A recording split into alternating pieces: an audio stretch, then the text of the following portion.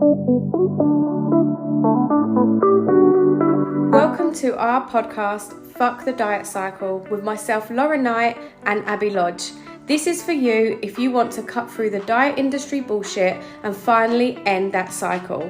Grab yourself a cuppa, get comfy, and let's dive straight in, shall we? This episode is inspired by my very own Karen. She moaned that we haven't actually included her on a pod yet. So here goes, Karen. This is a shout out to you for only, in brackets, seeing a stone loss on the scales, but yet here you are, 24 and a half inches smaller than when you started. So if you haven't guessed, this episode is all about why we cannot rely on the lies the scales tell us in the summer. I just want to start this off by firstly congratulating. We have two Karens in our clients, and they are the naughty Karens, and they are absolutely sensational, the pair of them. But this Karen, well bloody done you. Only I've got what are they? Quotation marks. Losing a stone. You have lost so many inches from across your body, and the photos, the difference. Lauren actually sent me the photos last week, whenever, said, guess how much she's lost? And I said, about 3 stone. That is how bloody different you look. And bearing in mind, Karen, guys, listeners, me and Lauren look at losses, and people and their journeys every single day. So we can generally look at somebody and go, oh, they've lost about X amount. That in itself is just fucking incredible. But yes, this episode is why the scales, especially in the summer, are not the be all and end all, because I have had very many conversations over the past couple of weeks, with it heating up in the UK right now, about I've only lost only X, only Y.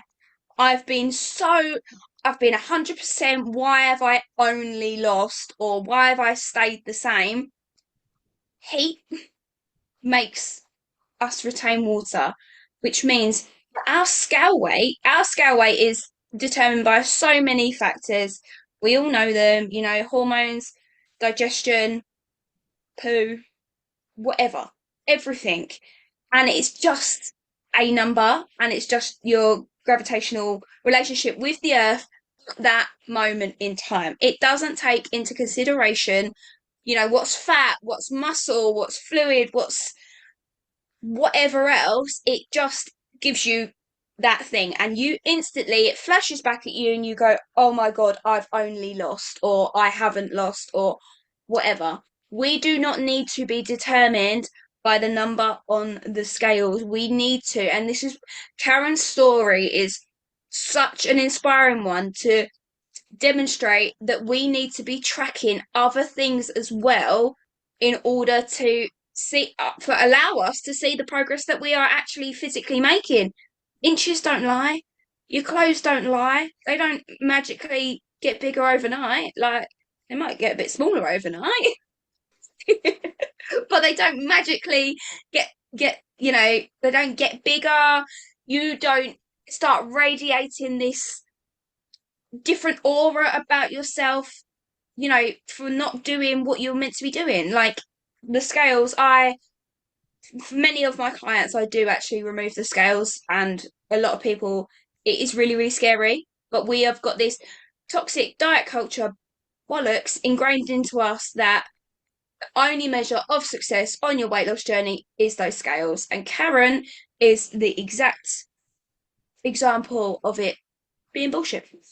Yeah, and when Karen first came along, the scales were the literal be and end all of her success, right? So when the scales weren't moving, it took a lot of encouragement from my side to keep her going, because she's like, I'm doing all the things. Why is it not shifting? And I'm like, keep doing the things. You're doing amazing. So much has changed for her mindset. She was working through so many different things that were showing up for her, the bumps, and doing the things, listening to my advice, going to do it. And then praying that she'd step on the scales and get rewarded with new numbers. And when it wasn't happening, she was like, what the hell?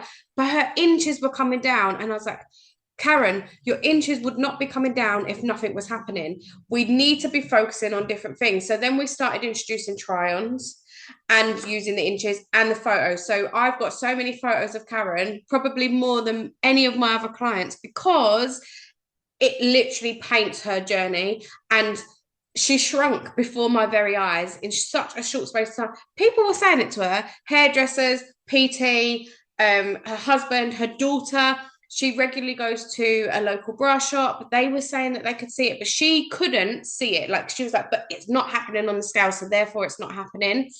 And it took a lot of work to break through that. And then one day she messaged me saying, I can finally see it. I nearly cried. I genuinely nearly cried. I was like, yes, fucking yes. She's actually can see it. She's in the mirror. She'd been to the shops with her daughter. She tried on a top that her daughter had picked out or something for her. She was like, absolutely not going to fit.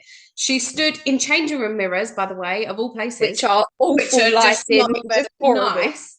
And she was like, I finally saw it.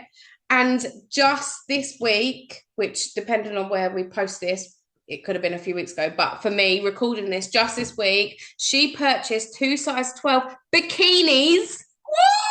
And the words were, I feel incredible. The breakthrough for that for me, honestly, the scales do not measure that level of happiness. The scales do not measure that level of confidence and self-esteem. They cannot see and measure the smile that is going from ear to ear on her face. The scales just don't do that. And it's been such a revelation for me to take Karen from literally believing every single thing that the scales show up to actually, yeah, she still weighs. And yes, it was a celebration when she hit her stone. But if she hadn't have hit her stone that day, it wouldn't have negatively impacted her journey. And that is where I would love every woman and man across the world to get to, because all of this diet bullshit that we've been told that the scales are the only way to measure and our BMI is the only way to be healthy is total and utter shit. And take the photos, wear the clothes, do your measurements, look at your energy. Is your medication changing? All of the things, sleeping better. Oh my God, that changes people's lives in itself. They are what we need to be focusing on. And for the first time in your life, be a Karen. Yeah.